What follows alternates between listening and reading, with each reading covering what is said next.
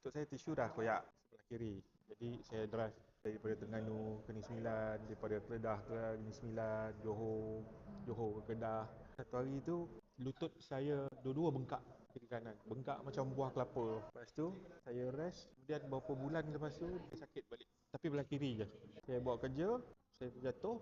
Tu dekat telapak kaki tu dia start sakit. Kat kaki kita tu. Telapak kaki nak pijak pun tak boleh. So 3 hari lepas tu saya minta dia urut. Ni lah orang dia ni. Besok pagi langsung saya tak boleh jalan ni. Mula dia bengkak bahagian kaki sampai pergelangan dekat tumit. Seminggu saya sakit. Lepas tu dia makin bengkak sampai dekat betis, paha, pinggang. Itu saya dah start tak boleh jalan lagi dah.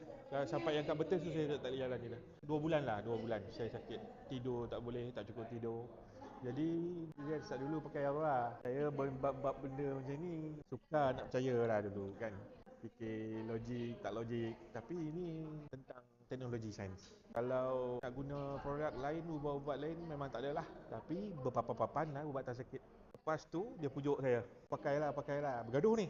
Mana boleh pakai? Kaki saya bengkak. Nak sarung pun tak boleh. Sakit dia tu sampai ke tulang tu. Tak selesa. Last kali minggu yang kedua dia pujuk saya. Saya cakap tak boleh pakai ni memang balut. Balut daripada jam 3 petang tu saya balut. Saya dapat tidur. Lena saya tidur. Alora. Saya balut dia 2 helai tu kan. Saya balut sampai ke paha ni. Saya dapat tidur, selesa lah malam tu. Pagi besok tu saya tengok dah kempis. Tak situ lah saya dah pakai lah. Saya percayalah. Dia dah jadi ninja. Itu bulan 11. Pula. Lepas tu dia pujuk saya pula try Bifil. Masa tu BP saya 19 lebih, 200 lebih. Bulan 11 gambar ni lah. So actually dia punya appointment bulan 10. Masa tu dia dah pening-pening sebab bifil pun on, ubat darah tinggi pun Ya, ya. on kan.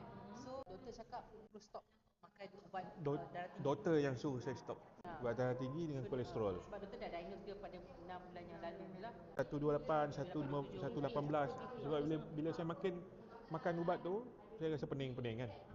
So tu pergilah dekat doktor tu balik tanya kenapa saya pening. Dia cakap tak perlu makan lagi lah, awak dah boleh berhenti. Cakap. Makan selama 6 bulan lah. 6 bulan ke 8 bulan kan saya makan. Berturut-turut tau. Pagi satu, malam satu. Saya makan 2 sachet. Dia sebelum yang saya sakit tu saya pergi, ada beberapa doktor lah saya pergi. Dia cakap saya ni kencing manis, gaut dan injection tak jalan. Sudah je produk Alora je lah yang Bifil. Ini satu yang paling mengejutkan Ila, dia kan ada masalah ACL dekat lutut dia tu, dah koyak kan. So, ini